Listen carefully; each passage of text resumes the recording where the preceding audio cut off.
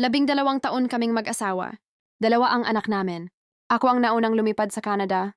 Ako ang nagtiis mag-isa. Ako ang naglinis ng bahay ng iba, nag-aruga sa matatanda, nagtrabaho ng halos walang pahinga. Para lang maipetisyon ko sila. Para mabuo pamilya namin. Akala ko pagdating niya dito magbabago. Akala ko iiwan niya na yung babae sa Pilipinas. At sa loob ng ilang taon, tahimik kami.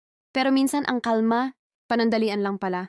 Habang nagpapakahirap ako dito, habang iniisip ko ang kinabukasan ng mga anak namin, siya pala patago na namang bumalik sa dati. Nabasa ko ang chat nila. Hindi lang basta kumusta. Mga pangako, mga plano. Mga oras na ako ang kasama niya pero puso niya nasa kanya. Pero hindi ako umiyak sa harap niya. Hindi ako nag-scandal. Tahimik akong lumunok ng sama ng loob. Hanggang sa nabasa ko ang pinakamasakit. Hanapan kita ng paraan para ma-divorce ko siya. Ayusin ko annulment namin. Magkakasama rin tayo. Ako ang nagahon sa kanya sa hirap. Ako ang nagdala sa kanya sa Canada. Tapos ako pa ang lalagyan ng paraan para itapon. Kaya nung nagpapaalam siya na uwi ng Pilipinas, ngumiti ako. Pero sa loob ko, tapos na ako. Sumunod ako.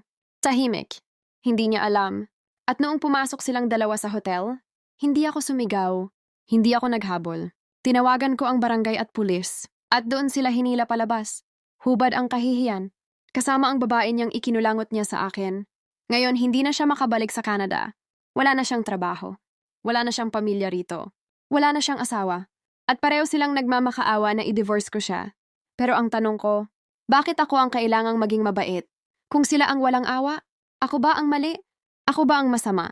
O sila lang ang nasanay na ako ang tahimik, na kaya nila akong tapakan, lokohin, saktan, at aalis lang ako na parang walang nangyari? Hindi ko na sila pinatawad? At ngayon tanong ko sa inyo, tama ba ang ginawa ko?